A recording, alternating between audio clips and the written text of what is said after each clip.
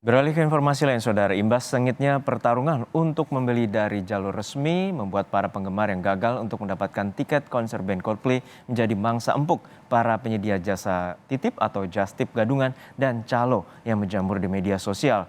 Tak sedikit korban yang harus bayar lebih mahal dan penjual tiba-tiba tidak bisa dikontak. Polisi pun harus turun tangan.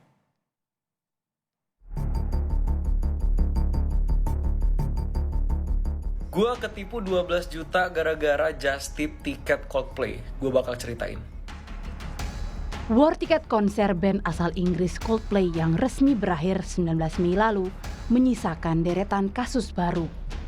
Tingginya antusiasme penggemar yang berimbas pada sulitnya membeli tiket konser lewat jalur resmi dimanfaatkan para penipu dengan kedok jasa titip yang ternyata palsu.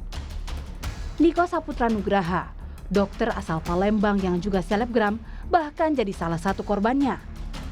Karena saat war ia sedang bekerja di lokasi sulit sinyal ponsel, Niko pun meminta manajernya membeli tiket dari jasa titip terpercaya. Namun, setelah uang 12,5 juta rupiah dikirimkan, tiket tak kunjung diberikan. Penjual justru memutus komunikasi sambil terus beraksi mencari korban baru dengan mengganti akun Instagramnya. Niko pun melaporkan kasus ini ke polisi. Kesalahan juga memilih jasa titip yang salah, tapi anehnya banyak yang ketipu juga nih di jasa titip ini. Mungkin juga sekilas seperti terpercaya, tapi nyatanya enggak gitu. Saya viralkan melalui media sosial dan saya yakin bahwa kasus ini pasti bukan cuma saya. Ternyata setelah kasusnya viral, benar ada beberapa korban yang menghubungi manajer saya yang menyatakan bahwa kena tipu dengan jasa titip yang sama. Bahkan sampai hari ini sudah ada terlapor 32 orang yang tertipu dengan jasa titip ini, bahkan total kerugiannya lebih dari 150 juta.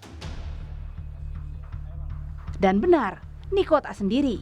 Sedikitnya 14 korban yang diwakili satu kuasa hukum pada 19 Mei lalu melaporkan kasus penipuan jasa titip pembelian tiket Coldplay ke Bareskrim Polri Jakarta.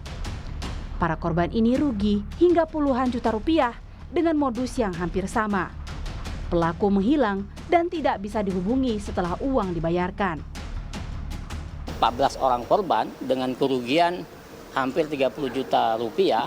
Dalam hal ini korban dari beberapa daerah di luar Jabodetabek mengalami kerugian penipuan terkait dengan penjualan tiket tersebut. Yang mana penjualan tiket itu dilakukan melalui media sosial. Dalam hal ini Twitter, kemudian ada Instagram, dan juga ada Telegram. Menteri Pariwisata dan Ekonomi Kreatif Menparekraf Sandiaga Uno pun menggandeng kepolisian untuk mengusut tuntas kasus penipuan tiket Coldplay. Sudah berkoordinasi dengan pihak kepolisian dari total 1,5 juta masyarakat Indonesia yang memenuhi ruang website, itu ada belasan kasus yang sudah dilaporkan dan kita akan gercep dengan cepat memastikan bahwa ada tindak lanjut dan penipuan ini tidak berulang lagi. Direktorat Siber Bareskrim Polri langsung turun tangan. Bareskrim akan memanggil penyedia tiket resmi konser Coldplay. Mereka yang menjadi korban penipuan juga diminta melapor ke polisi. Akan mengundang penyedia jasa penjualan tiket resmi untuk mendapatkan keterangan sejauh mana prosedur penjualan tiket secara resmi. Karena penyedia jasa penjual tiket tersebut memiliki tanggung jawab dalam hal sosialisasi kepada calon pembeli, serta himbauan agar masyarakat tidak menjadi korban penipuan. Melihat tingginya animo penonton, Menparekraf juga sudah berupaya agar Coldplay bisa menggelar konser 2 hari. Tapi masih didiskusikan promotor dan manajemen. Masyarakat pun diimbau untuk tidak tergiur membeli tiket di luar situs resmi karena rentan penipuan hingga tiket palsu. Tim Liputan, Kompas TV.